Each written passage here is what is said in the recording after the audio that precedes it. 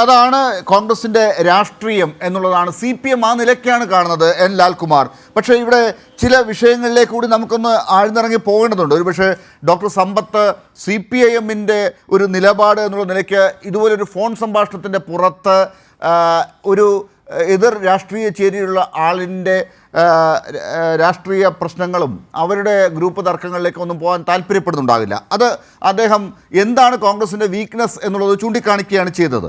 പക്ഷേ അതേസമയം എൻ ലാൽകുമാർ നോക്കൂ, നമ്മളീ സംസാരിച്ചുകൊണ്ടിരിക്കുമ്പോൾ ഈ വിഷയം ഉണ്ടായതിന് കാരണക്കാരനായ പാലോട് രവി രാജിവെച്ചു എന്ന വാർത്തയാണ് വരുന്നത്.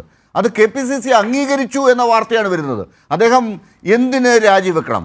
ഈ കാര്യത്തിൽ തെറ്റ് ചെയ്തത് ഒരു ഫോൺ ചോർത്തലിൻ്റെ പേരിലാണെങ്കിൽ ഇപ്പോൾ എൻ ശ്രീകുമാർ പറഞ്ഞതുപോലെ അത് ഏതെങ്കിലും ഒരു പ്രാദേശിക പ്രവർത്തകനെ ഉത്തേജിപ്പിക്കാനാണെങ്കിൽ അവർക്കെല്ലാം അത് മനസ്സിലായിട്ടുണ്ട്. സമൂഹ മാധ്യമങ്ങളുടെ ആ ക്ലിപ്പ് മുഴുവൻ കേൾപ്പിച്ച് കാര്യങ്ങൾ മുന്നോട്ട് പോകുന്നെങ്കിൽ അദ്ദേഹം രാജിവെക്കേണ്ട ആവശ്യമെന്ത്? എന്താണ് കോൺഗ്രസിൽ സംഭവിക്കുന്നത്? പാലോട് രവി പറഞ്ഞത് എന്താണ്?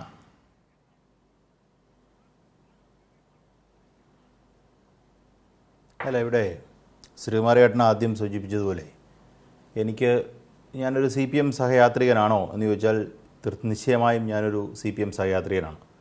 അദ്ദേഹം ഒരു കോൺഗ്രസ് സഹയാത്രികൻ എന്ന നിലയ്ക്ക് സംസാരിക്കുന്നു. ഞാനും CPM സഹയാത്രികൻ എന്നുള്ള രീതിയിൽ തന്നെയാണ് സംസാരിക്കാറ്. നമ്മൾ മറച്ചു വെച്ച് സംസാരിക്കുന്ന ആൾക്കാരല്ല. CPM-നെ പ്രതിനിധീകരിക്കുന്നുണ്ടോ ഞാൻ ചോദിച്ചാൽ ഒരിക്കലുമില്ല. പക്ഷേ 99% കാര്യത്തിലും എനിക്ക് CPM-ൻ്റെ അഭിപ്രായമുള്ളത്. അപ്പം ഇവിടെ CPM-ൻ്റെ അഭിപ്രായം വളരെ വ്യക്തമായി പറഞ്ഞു. അത് കടന്ന് ഒരഭിപ്രായം ഞാനും പറയേണ്ടതില്ലെന്നാണ് ഞാനും കണക്കാക്കുന്നത്. അതിനകത്ത് ഒന്നോ രണ്ടോ അതിൻ്റെ അകത്ത് വരുന്ന ഒരു കൺഫ്യൂഷൻസ് അല്ലെങ്കിൽ ആ പസിൽസ് മാത്രം ഞാൻ സൂചിപ്പിക്കാമെന്ന് കരുതുന്നു. കാര്യം CPM-ന് അത് വ്യക്തിപരമായി എടുത്തത് മുന്നോട്ട് നീങ്ങാത്ത പക്ഷം ഞാനും അതിനകത്ത് വലിയ കുത്തിത്തിരിപ്പുണ്ടാക്കാൻ പാടില്ലെന്ന് കരുതുന്നു. ഇവിടെ രണ്ട് കാര്യങ്ങൾ ഞാൻ സൂചിപ്പിക്കാം. അതിലൊന്ന്, പാലോട് രവി എന്ന് പറയുന്ന ആൾ കോൺഗ്രസിൻ്റെ അനിഷേധ്യനായ നേതാവാണ്. ആ കോൺഗ്രസിൻ്റെ അനിഷേധ്യനായ നേതാവ് അദ്ദേഹം ഒരു പേഴ്സണൽ ഫോൺ കോളിലായിരിക്കാം അങ്ങനെയാണല്ലോ സംസാരിക്കുന്നത്. ആ പേഴ്സണൽ ഫോൺ കോളിൽ അദ്ദേഹത്തിൻ്റെ ഏറ്റവും സൗഹൃദമുള്ള ഒരാളോടാണ് ഇങ്ങനെയുള്ളൊരു കാര്യം ഷെയർ ചെയ്യുന്നത്. ആ ഷെയർ ചെയ്യുന്നത് പുറത്തു വരുന്നു. ഇപ്പം ഞാൻ ഇവിടുത്തെ ഈ പാനലിലിരിക്കുന്ന സമ്പത്തിൻ്റെയോ അല്ലെങ്കിൽ ശ്രീകുമാരേട്ടനെയോ ഒരാളെ ഞാൻ ഫോൺ ചെയ്യുന്നു. നമ്മൾ തമ്മിലുള്ളത് കോൺവെർസേഷൻ, പേഴ്സണലായിട്ടുള്ള കോൺവെർസേഷൻ. അത് പുറത്തു വരുന്നുവെങ്കിൽ അതിന് രണ്ട് സാധ്യതകളേ ഉള്ളൂ. അതിലൊന്നിൽ ഞാൻ പുറത്തു വിടണം, അല്ലെങ്കിൽ അപ്പുറത്ത് നിൽക്കുന്ന ആൾ പുറത്തു വിടണം. ഇതിനല്ലേ ഉള്ളൂ സാധ്യത. അപ്പോൾ ഇതിനകത്ത് ഇതാരാണ് പുറത്തു വിട്ടിരിക്കുന്നത് എന്നുള്ളതാണ്. അല്ല, അതിൻ്റെ ഒരു സൂചന ഇപ്പോൾ വന്നിരിക്കുന്നത് ഈ അപ്പുറത്ത് നിന്ന ജലീലാണ് ഇത് പുറത്തു വിട്ടിരിക്കുന്നത് എന്നുള്ള രീതിയിൽ അദ്ദേഹത്തെ ഇപ്പോൾ പാർട്ടി പുറത്താക്കിയിട്ടുണ്ട്. ഒന്ന്, ലാൽകുമാർ. രണ്ടാമത്തെ കാര്യം, ഈ ക്ലിപ്പിൽ തന്നെ ഇവർ തമ്മിൽ സംസാരിക്കുമ്പോൾ പറയുന്നുണ്ട് കോൺഗ്രസ്സുകാർ തമ്മിൽ പരസ്പര ബന്ധമില്ല, പരസ്പര സ്നേഹമില്ല. നമ്മൾ രണ്ട് അടുപ്പമുള്ള ആളുകൾ തമ്മിലുള്ള ഫോൺ സംഭാഷണത്തെക്കുറിച്ചാണ് പറയുന്നത്. കോൺഗ്രസിനകത്ത് ഇത്തരം ഒരു ബന്ധമില്ലാതെയാണ് പാർട്ടി മുന്നോട്ട് പോകുന്നത്. അത് പാർട്ടിയെ എടുക്കാച്ചരക്കാക്കുമെന്നാണ് പാലോട് രവി പറഞ്ഞിരിക്കുന്നത്. സുധാകരനെ, സണ്ണി ജോസഫിനെ ഒക്കെ അതിനിടയ്ക്ക് കൊണ്ടുവരുന്നുണ്ട്. അത് നമ്മൾ ചർച്ച ചെയ്യണ്ടേ? ഇടത് നിരീക്ഷകൻ ലാൽകുമാറിനോടാണ് ചോദിക്കുന്നത്. താങ്കൾ നേരത്തെ ചില കാര്യങ്ങൾ വിടും എന്ന് സൂചിപ്പിച്ചതുകൊണ്ട് അത് വിടണോ എന്നുള്ളത് ആലോചിക്കാനാണ് ഞാൻ ഇങ്ങനെ ഓർമ്മിപ്പിക്കുന്നത്. അത് സഖാവ് സമ്പത്ത് സാർ അതിൽ സൂചിപ്പിക്കുകയായിരുന്നെങ്കിൽ ഞാൻ അതൊക്കെ ഒന്ന് പിടിച്ചേനെ. അത് പോട്ടെ. അതുകൊണ്ടാണ് ഞാനതൊന്ന് സൈലൻസ് ചെയ്യിപ്പിയത്. ഞാൻ അതിലേക്ക് പോവാം. കാര്യം എനിക്കും ആ ലിമിറ്റ് ക്രോസ് ചെയ്യാൻ താല്പര്യമില്ല. അപ്പം ഞാൻ പറഞ്ഞത് വ്യക്തമായെന്ന് തോന്നുന്നു. ഞാൻ ഈ പറഞ്ഞ ഘട്ടത്തിൽ നിന്ന് തന്നെ കാര്യങ്ങൾ പറയാം, വ്യക്തമായി തന്നെ പറയാം.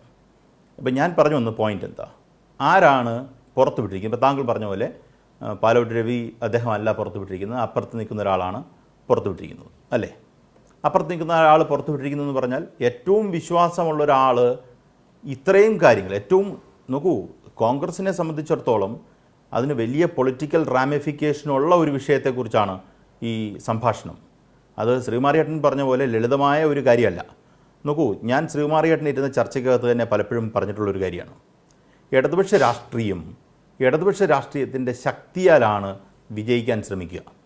നിങ്ങളുടെ വീക്ക്നെസ് അല്ല നമ്മുടെ സ്ട്രെങ്ത്തെയാണ് നമ്മൾ വിജയിക്കുന്നത്. നിങ്ങൾക്ക് പല വീക്ക്നെസ് ഉണ്ടാവും.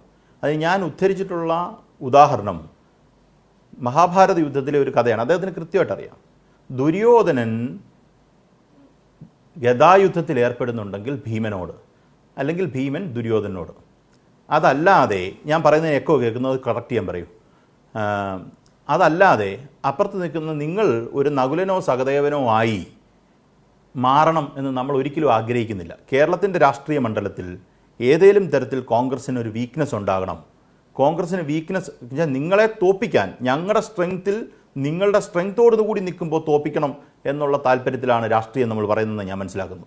അതല്ല നിങ്ങൾ ഉള്ള നേതാക്കന്മാർക്ക് അല്ലെങ്കിൽ വീക്ക്നെസ് ഉണ്ടായിക്കൊണ്ട് എന്നാൽ കോൺഗ്രസ്സിലെ പ്രമുഖ നേതാക്കന്മാരെല്ലാം മരിച്ചു പോയാൽ മതി നമ്മൾ വിചാരിച്ചാൽ മതിയല്ലോ. അങ്ങനെയല്ലോ നമ്മൾ വിചാരിക്കുന്നത്. അതല്ല രാഷ്ട്രീയം. വീക്ക്നെസ് എക്സ്പ്ലോയിറ്റ് ചെയ്യുമോ എന്ന് ചോദിച്ചാൽ ചെറിയ സ്പോട്ടുകൾ, അത് നിങ്ങൾ പൂർണ്ണമായും വീക്ക്നെസ് ആയിക്കൊള്ളണം ആ അർത്ഥത്തിലല്ല നമ്മൾ പലപ്പോഴും കാര്യങ്ങൾ പറഞ്ഞു. ഇവിടെ നിങ്ങളുടെ അകത്ത് തന്നെ ആ സംഭാഷണത്തിന് വലിയ പ്രസക്തിയുണ്ട്. നിങ്ങളുടെ ഒരു ഇൻറ്റേർണൽ മെക്കാനിസത്തിൻ്റെ ഒരു ഇൻട്രോസ്പെക്ഷൻ ആണെന്നിരിക്കട്ടെ, നിങ്ങളുടെ പാലോട് രവി നടത്തുന്ന ഒരു ഇൻട്രോസ്പെക്ഷൻ ആണെന്നിരിക്കട്ടെ, ആ ഇൻട്രോസ്പെക്ഷൻ പുറത്തു വന്നിരിക്കുന്നു. പുറത്തു വന്നു കഴിയുമ്പം പിന്നെ അതിന് CPM ആശ്വസിച്ചിരിക്കാം അല്ലെങ്കിൽ ആശ്വസിച്ചിരിക്കാൻ പാടില്ല എന്ന് പറയുന്ന പ്രയോഗത്തിന് വലിയ പ്രസക്തിയില്ല. നിങ്ങളുടെ തന്നെ നേതാവ് പൊതുസമൂഹത്തോട് പറയുന്നു എന്നുള്ളതാണ് അവിടുത്തെ പ്രശ്നം. ഞാൻ ഇതിനെ കൂട്ടി വായിക്കാൻ ശ്രമിക്കുന്ന വേറൊരു വിഷയവുമായിട്ട് ബന്ധപ്പെട്ടാണ്.